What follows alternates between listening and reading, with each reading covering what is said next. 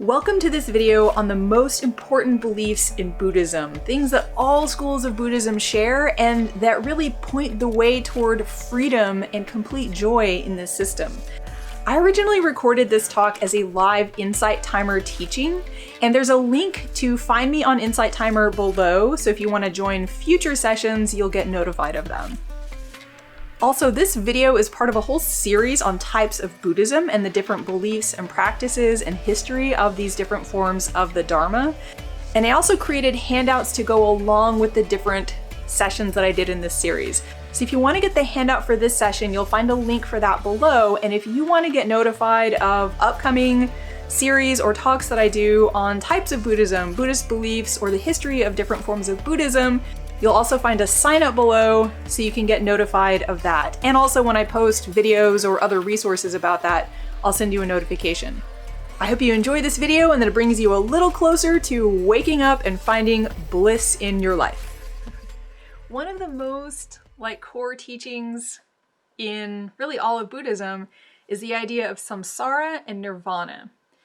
And the reason I'm even talking about this is because if you're at all familiar with any form of traditional Buddhism, you've heard these terms.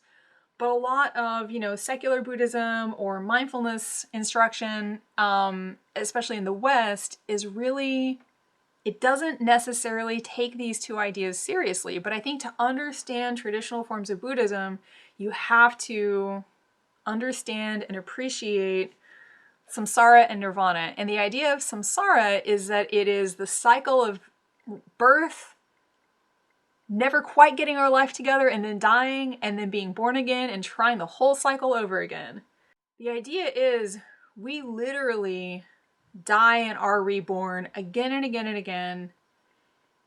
And the thing that's really sad about that process or that cycle is that we are just playing the wrong game. We think we're finally gonna get everything lined up in our lives. We're going to be happy and healthy and we're going to have plenty of money. We think it's possible to get all that stuff finally locked in, but it's not according to Buddhism. And I'll talk about why in just a second with the three characteristics of phenomena. So from a Buddhist perspective, we're all here spending all this energy trying to get all the external circumstances right.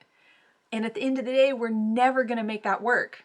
And I think this is something really important to distinguish Buddhism from mindfulness or other forms of spiritual practice.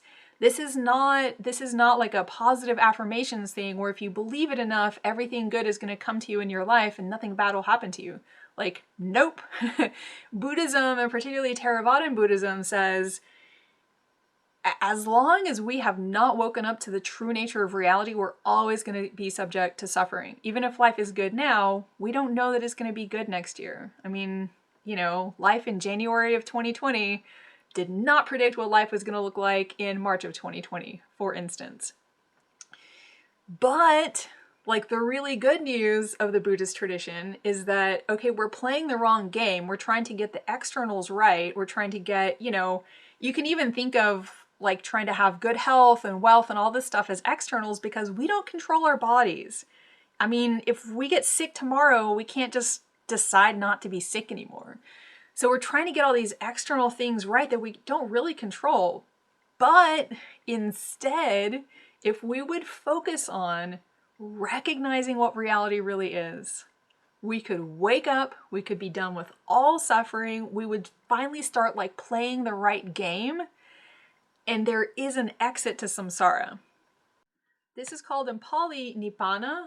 The Sanskrit is Nirvana, not just a band name anymore. So nibbana is when you finally see directly for yourself, experientially, into the nature of reality, and you wake up out of sort of the dream state that we usually live in. The thing is, we don't realize we're living in a dream state. If we all knew we were living in a dream, we'd be trying to wake up, but we're not usually.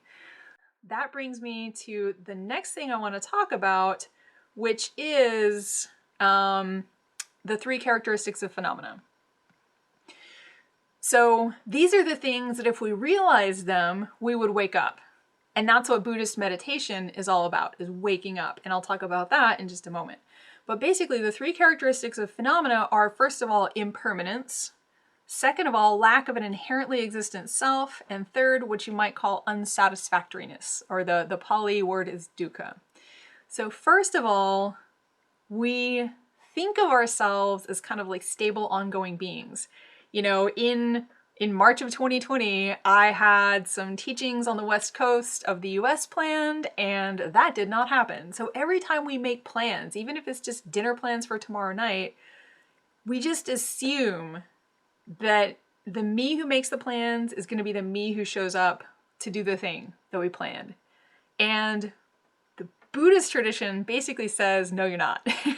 Like, we're changing moment to moment. Like, every time you breathe in, you're adding new chemicals to your body. Every time you breathe out, you're releasing old chemicals. So even at a physical level, we cannot say I am the same person from like 1 second to the next. We're constantly experiencing low levels of change, and every now and then we experience humongous changes, like COVID, or like getting in an accident of some kind, or losing somebody, or finding your, life partner.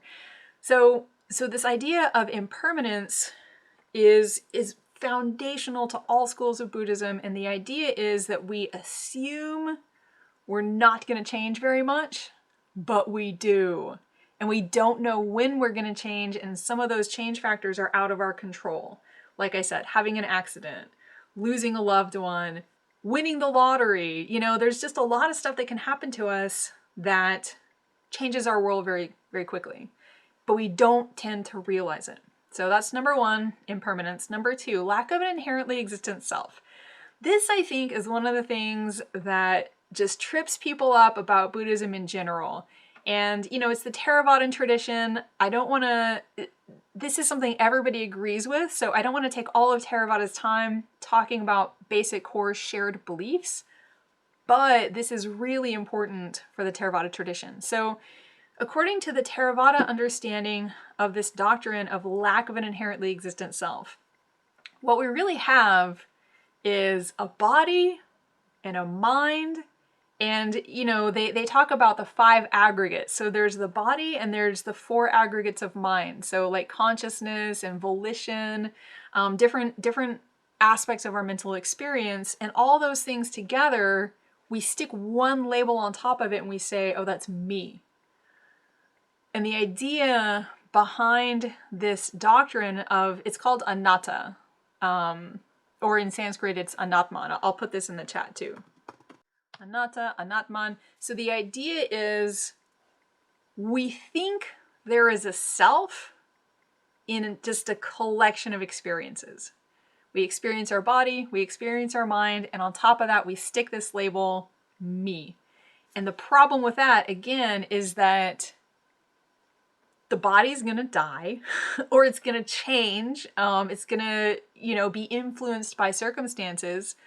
Our mind, holy cow, it changes all the time. It's changing every single moment of the day. So if I think I am, for instance, my memories, and then I get hit on the head and I lose my memories for a couple of days, did I just disappear? Or, this is part of what makes like dementia so painful for the person experiencing it and the people around them. You start losing your memories. And it really can feel sometimes as though that person is going when they no longer recognize, family members or people who are important to them.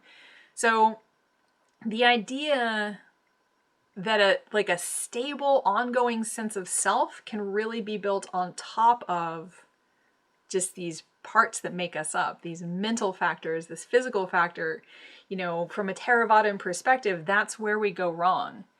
And again, I want to connect this in a moment to meditation in the Theravadan tradition, because this is really what we're trying to realize. When we talk about mindfulness, in the Buddhist tradition, we're being aware of something very specific. We're trying to tune into the true nature of reality.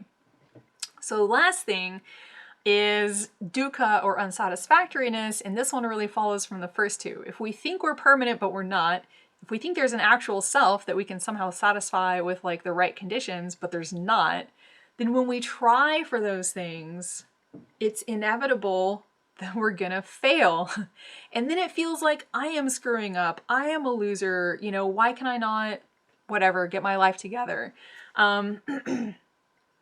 And so it brings us unhappiness because it's like we have a map of the world, but maybe like the map is outdated or it's not very good. So we're trying to get here and we think there's a road that's going to take us here, but when we get on that road, we find that we're somewhere else and we don't quite know how to get back to where we were trying to go.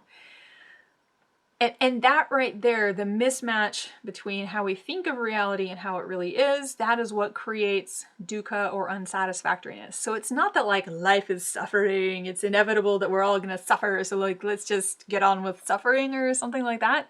I think that's how people misunderstand Buddhism sometimes, but what this aspect of reality, characteristic of phenomena, if you will, is talking about is that we misunderstand things. And if we don't understand the way the world is, we can't navigate it properly.